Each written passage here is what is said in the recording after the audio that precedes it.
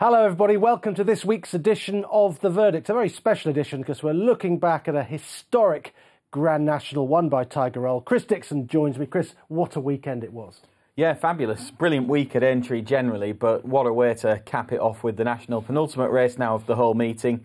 I like that time spot. I know when you're sat at Aintree it can seem like a fair long day waiting for the race, but I think for general viewing terms and everything it makes perfect sense to have it at that point. There is an anticipation building towards the big race as you're going through the afternoon as well, and you couldn't have had a better result, could you, with Tiger Roll going on and winning it for the second time. And what a fabulous achievement, and an easier winner this time around off a higher mark than he had been 12 months ago. He is a tremendous little horse, a 4 times winner, of course, at the Cheltenham Festival. Now 2 Grand Nationals. Let's see how he did it, Chris. And we'll have a look at the whole race. We're taking this after the first fence because Up for Review had a fatal fall there, and commiserations to Connections. However, they've jumped the second here, and Magic of Light is pretty prominent, along with a step back, and Davy Russell doing on Tiger Roll what he always does, just drop him out, get him travelling and bide his time. Yeah, he is. He's actually a little bit further back than where you often sort of think of as a national winner nowadays. You can see Raf Vinden, who eventually finished in third. He's just a little bit in front of him, a few lengths in front of him. But they're in a similar sort of pack through, and it looks as though Davy Russell at this point is quite happy to get the horse covered up and bring him through with one of the other fancied runners, Raf Vinden. But Ruby Walsh decides to go on. Raf Vinden has taken to the jumping test of these unique fences extremely well, and he soon gets himself into a prominent position. He ends up making the running for a good amount of the way. He does make a couple of mistakes on his way through, but essentially he's taken to jumping the big national fences very well, and I thought he ran an excellent race. But once again, it was a national in which a prominent pitch proved fairly positive. You can see that Tiger Roll isn't too far back. What is he, 4 or 5 lengths off the lead? And if you're back here now in a national, you're going to struggle, and that was emphasised. We'll get back round later on in the race to when they have to bypass the fence, and it was such a narrow gap that they're going through. Horses get shuffled back even further, don't they? So that may well have had an impact. But I think to win a national nowadays, you've got to be that strong stayer, but you've got to attack the fences, you've got to jump really well, and you've got to be able to hold that prominent position in your jumping hold up early to get into that spot. Yeah, outlining that fact, the second and the third, Raf Vinden and Magic of Light, they are both almost making the running. They're very, very handy. Pleasant Company, who falls, is handy too, but they're right up there, the second and the third. Yeah, and Walking the Mill, who eventually finished in 4th spot, he's only just in behind them. This is Regal Encore, who he ran a very good race, didn't he? Eventually finished, in 7th spot. That's a mistake from him. We'll pick up on the way through, I'm sure, the odd mistake from Raf Vinden, who without those would have maybe been a little bit more of a challenger to Tiger Roll. But did he go too zestfully for you, Raf Vinden, a little bit, or not? Quite possibly, but not really.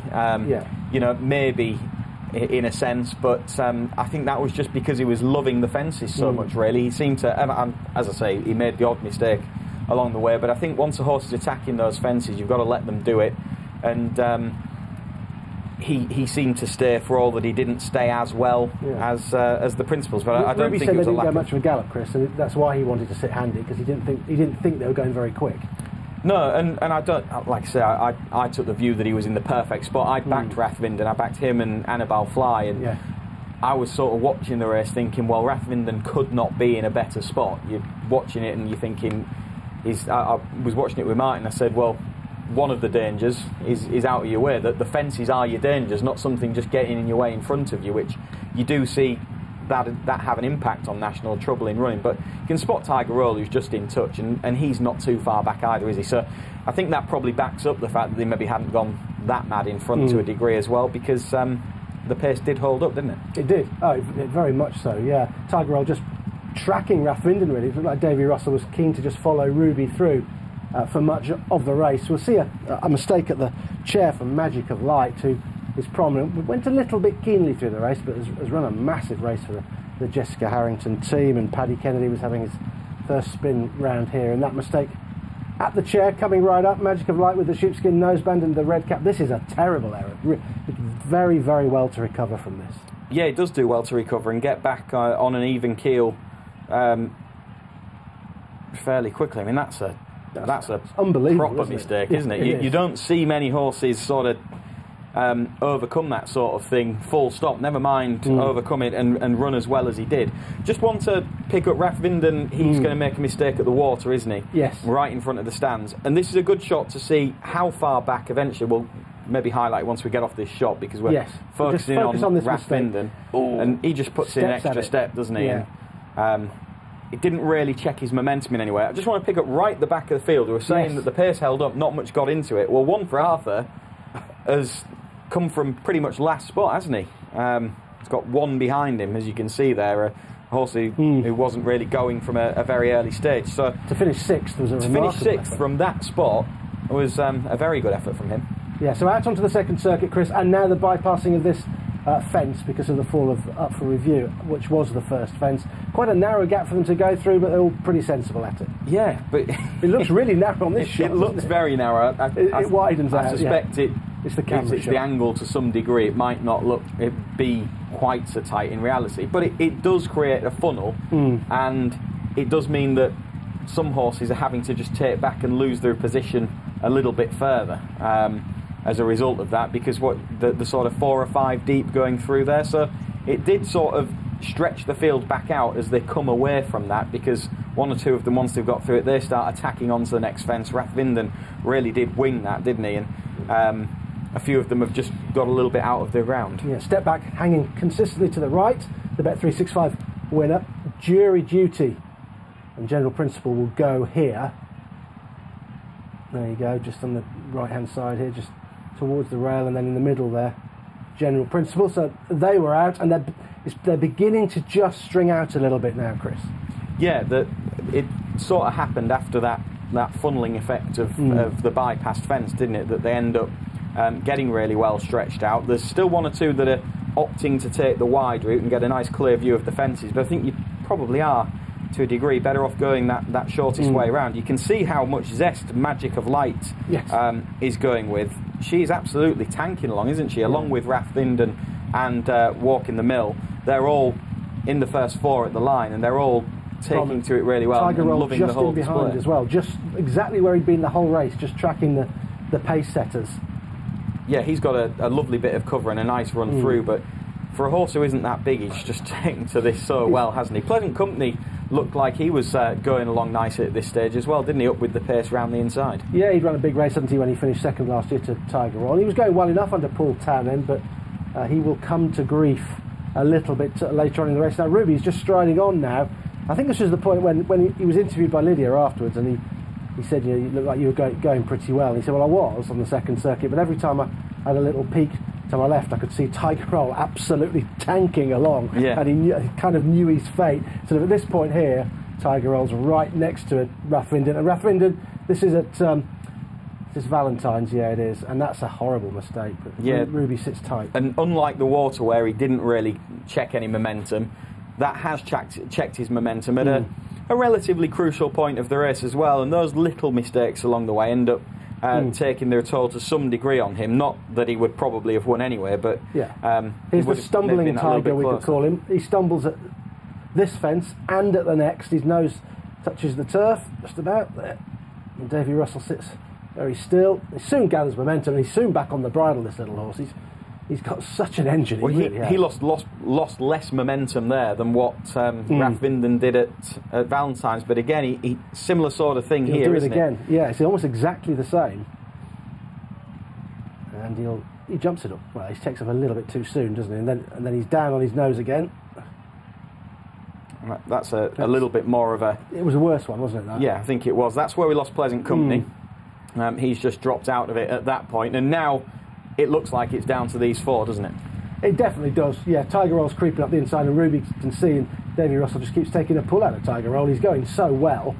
He keeps just hanging on to him. Magic of Light's going all right. Walk in the Mill's under strong pressure from a long way out, but just keeps on going. Keeps on going, doesn't he? And he's definitely proved his stamina for it. I thought Annabelle Fly was going to be a bit of a contender at this point as well. Big white face, white cap, Sort of thinking this is a horse who has run well in the race last year. He hasn't gone as wide this time around, and we know there's a classic perform. We see how he finished so strongly in the Gold Cup, admittedly over shorter, but I was thinking that he might stay on a little bit, but he just can't live with them as Magic of Light goes on. Raf Vinden now looks as though he's not really got any more to give. He's not going to manage to get back at them. It was but all Tiger over him, Roll, wasn't it? Look at him, he's absolutely just cantering. cruising along. Yeah, it one looks for like Arthur's he's just made joined in. loads of ground, look. Loads and loads of ground. He made a big effort to get kind of on the heels of the front 5 or 6, and then that told late on. And this is Magic of Light coming down to the last and takes off a bit too soon. I think. Oh, just gets it all wrong, really. Probably just gets it a bit close. And Paddy Kennedy did quite well to sit that, actually, at the last. I sense that Tiger Roll would have come through and picked her off anyway. I don't think it made any difference.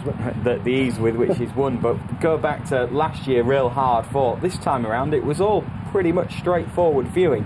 One for Arthur has got himself into a good spot there. He drops away. I think the effort of getting into that spot takes its toll after the elbow, doesn't it? And he just flattens out and doesn't see out as well.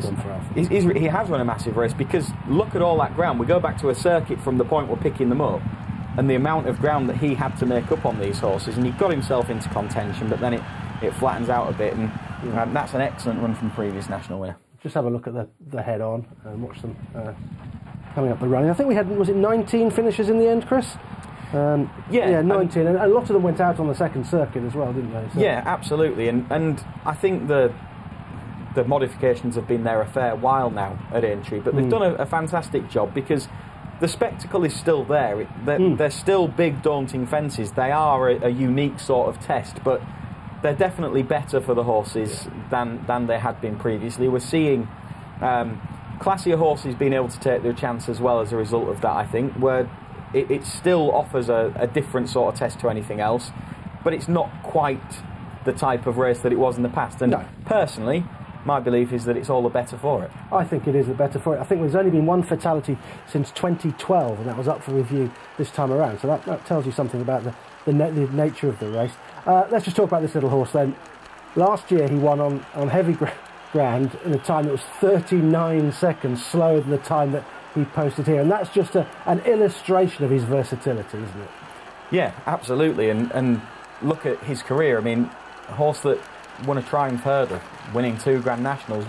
You just don't get that, do you? I remember him winning at Cheltenham when he uprooted just about every single fence at the festival, and he still went on to win. And I just couldn't believe at the time that he could just knock every fence out of the ground and still win. He's some horse, he really is. Absolutely, and Davy Russell, outstanding job on top of him. But what about Gordon Elliott as well? You can see how much that means. It's a 3rd national win. You're not going back that long to Silver Birch at a point of his career where it was very early stages. I don't think he'd trained many, if any, winners in Ireland at the point of Silver Birch winning a Grand National. He'd had winners over here, but he was an unknown at that point. And you're not going back that many years. No. And he's now got Tiger Roll, a dual Grand National winner, 3 nationals on the board, multiple Grade 1 winning trainer, and an absolute powerhouse, but still means a huge amount. And that horse is an absolute legend, isn't he? He's a complete legend, yeah. And Gordon Elliott, well, he's a tremendous character and an absolutely brilliant trainer as well. One last quick question on the National. They're saying he's not going to go for the 3rd attempt. He's not going to try and win it again, but do you believe that? I don't know. I guess they don't want to make any commitments too soon, but it'd be hard to resist, wouldn't it? He loves it so much. He's taken to it so well on a couple of occasions, and I think that they will probably plot a similar campaign. And if he turns up to the Cheltenham Festival and the cross-country chase and wins like he won it this year, it'd be a hard thing to turn down, wouldn't it? And it'd be 9-4, wouldn't it? in real weight terms, they can't give him a huge amount more, can they? I mean, he's carried, 11 stone 5. So in actual pounds and ounces, the difference will be greater. But the race is a classier race now, and it's easy to remember that to forget that he's not an old horse. He's done this at a relatively young age, and actually next year is probably about the ideal age for a national winner. So. Yeah, he'll be 10 next year, and I suspect they will come back, but time will tell. That was reflections on a fantastic Grand National won by Tiger Roll.